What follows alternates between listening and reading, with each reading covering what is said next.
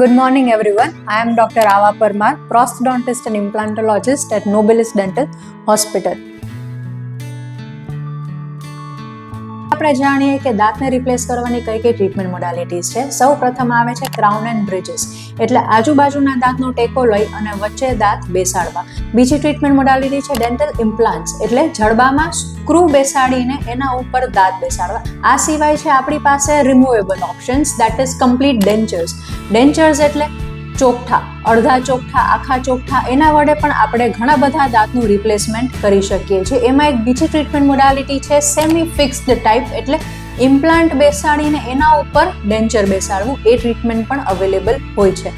આ ઉપરાંત જો કોઈ વ્યક્તિને ઓપરેશન થયા પછી અડધું જડવું નથી કે તાળવું નથી કે તાળવામાં ડિફેક્ટ છે, તો પણ આપણે એના ઉપર કૃત્રિમ પ્લેટ બેસાડીને કે એનાથી કૃત્રિમ દાંત બેસાડીને પણ આપણે એનું રિપ્લેસમેન્ટ કરી શકીએ છીએ.